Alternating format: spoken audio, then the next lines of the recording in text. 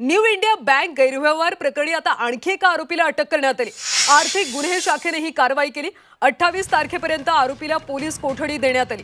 122 कोटी अपहार प्रकरणी ही 8वी अटक आहे। आरोपी हितेश मेहताची आता ब्रेन मॅपिंग चाचणी केली जाणार आहे। न्यू इंडिया कोऑपरेटिव्ह बँक गैरव्यवहार प्रकरणी आता आणखी एका आरोपीला आर्थिक गुन्हे शाखेने अटक केली। आरोपी राजीव रंजन पांडेला झारखंडमधून अटक करण्यात आली। 122 कोटींच्या अपहार प्रकरणी ही 8वी अटक असून 28 तारखेपर्यंत आरोपीला पोलीस कोठडी सुनावण्यात आली। पांडे आणि त्याच्या साथीदारांनी मोठ्या परताव्याचं आमिष दाखवत उन्ननाथन अरुणाचलमला गुंतवणूक करायला भाग पाडल्याचा आरोप आहे। घोटाळ्याचा मुख्य आरोपी बँकेचा माजी जनरल मॅनेजर हितेश मेहताची पोलीस येत्या 28 तारखेला आता ब्रेन मॅपिंग चाचणी करणार आहे। 11 मार्चला मेहताची लाय डिटेक्टर चाचणी घेण्यात आली होती, मात्र त्याचा निकाल समाधानकारक न आल्यानं पोलिसांनी मेहताच्या ब्रेन मॅपिंग चाचणीसाठी कोर्टाची परवानगी मागितली होती।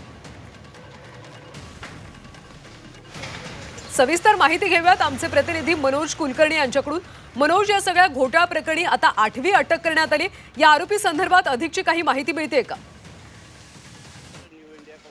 घोटाळा समोर आल्यानंतर 100 कोटीच्या वरचा जेव्हा घोटाळा होत असतो त्यावेळेस मुंबई पोलिसांची आर्थिक गुन्हे शाखा जी आहे ती या संदर्भात तपास करत असते आणि याचा तपास आता मुंबई आर्थिक गुन्हे शाखा करत असल्याचं पाहायला मिळतंय। त्यांनी या अंतर्गत आतापर्यंत मुख्य आरोपींसह एकूण 7 जणांना अटक केली होती आणि यांची चौकशी केल्यानंतर आता 8वा आरोपी जो आहे तो झारखंडमधून अटक केलेला आहे। काल त्याला मुंबईत आणण्यात आलं।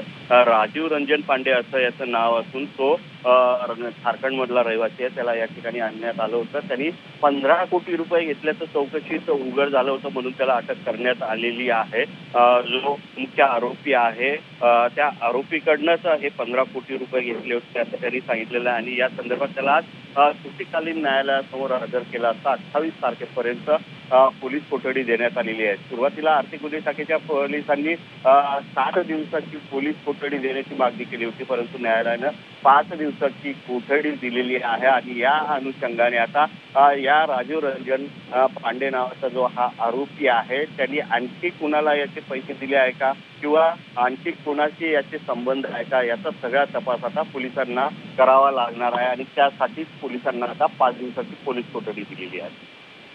मनोज, धन्यवाद या सगळ्या सविस्तर माहितीसाठी। तर या 8व्या आरोपीच्या चौकशीतून आणखी काय माहिती समोर येते हे पाहणं महत्त्वाचं आहे। 28 तारखेपर्यंत या आरोपीला आता पोलीस कोठडी सुनावण्यात आली। न्यू इंडिया कोऑपरेटिव्ह बँक अपहार प्रकरणी ही 8वी अटक करण्यात आली।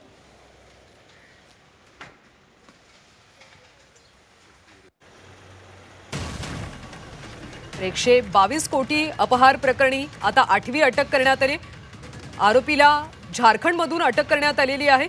या आरोपीला आता 28 तारखेपर्यंत पोलीस कोठडी सुनावण्यात आली। त्याच्या चौकशीतून आणखी काय माहिती आता समोर येते हे पाहणं महत्त्वाचं आहे। दरम्यान आरोपी मेहताची आता ब्रेन मॅपिंग चाचणी देखील केली जाणार आहे।